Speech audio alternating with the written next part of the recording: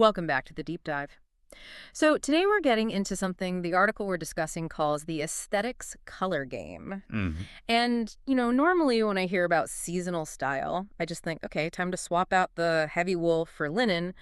But this piece frames it differently. It really does. It argues that this shift from winter to spring is actually a kind of strategic psychological reset. A reset. So it's not just about the clothes themselves, but visual storytelling. Exactly. The Uh, whole idea is that the energy is changing, the light is changing, and if your style doesn't change with it, you're sort of missing an opportunity. I see. There's a great quote in there from the designer G. Bruce Boyer. He says, "Style is character, not costume." Okay, but I have to play devil's advocate for just a second. Visual storytelling. I mean, that sounds great in theory. Yeah. But does my Tuesday morning commute outfit really need a whole narrative? Isn't there a risk of just Yeah. overthinking it? I get that it can sound a bit high-minded, but think of it less like you're writing a novel and more like you're designing I don't know, a user interface for your day. The user interface, You're like that. starting a dialogue whether you realize it or not, and if you just dress on impulse, that dialogue can be sort of gibberish.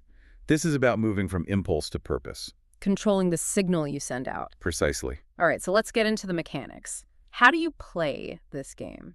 The article mentions two main levers, contrast and undertone. Right. And these are terms people hear a lot. They Yeah. often seem more complicated than they are. So how do you figure it out without, hiring a personal stylist? Well, for contrast, which is just that intensity gap between your hair, skin, and eyes, the article implies a pretty cool hack. Oh. Just take a black and white photo of your face. Mm. If you see stark, defined lines, you're high contrast. Yeah. If it's more of a grayscale blend, you're low contrast. That's surprisingly practical. Okay, so say I do that and I'm high contrast.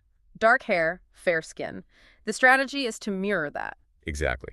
And this is where we get to the specific outfits they mention. For that high contrast profile, they suggest the maritime look. Navy and white. A navy lightweight blazer, crisp white tee. It's classic because that strong pairing frames the face. It signals definition, even a little authority. But if you put that same look on a low contrast person, someone with, say, blonde hair and fair skin, it would just be overwhelming. It would wear you. For a low contrast profile, the article champions something they call quiet luxury. Think ivory and taupe.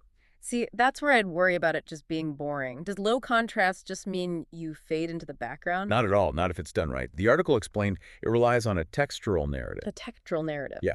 Since the colors are subtle, you use textural linen, a linen weave, a nubby knit to draw people in. It's a quieter, more approachable kind of elegance. An invitation rather than a command. Okay, that makes sense. So that's contrast. What about the second lever, undertone? Right. Undertone determines harmony. And the quick test for that is the vein test. The vein test. Look at the inside of your wrist. If your veins look more blue or purple, you likely have cool undertones. If they look a bit greenish, that signals warm undertones. And that determines your whole color palette.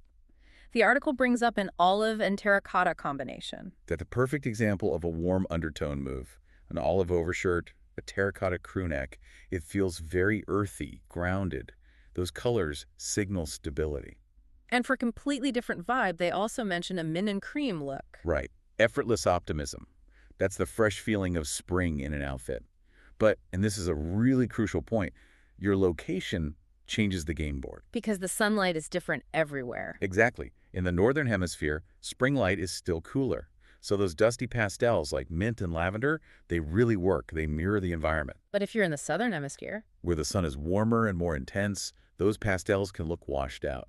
There, the game says you should lean into brighter tones. Coral, golden yellow, sage to max the intensity of the world around you. so when you boil it all down, we're really looking at three core strategies. It's like it. You've got your soft pastels for a calm confidence, the muted earth tones for stability, and then bright neutrals for that kind of elevated minimalist look. And that all ties back to the central idea. It's not about having more clothes, it's about alignment. Alignment. When your clothes align with your contrast, your undertone, and even your environment, you stop guessing. You start, well, designing your presence. It really reframes the whole morning routine. Less of a chore, more of a quick strategy session. It just clarifies the noise. So we'll leave you with this final thought to mull over. If the article is right, and every color you wear is a conversation between you and the world, what is your outfit saying today? Thanks for diving in with us. See you next time.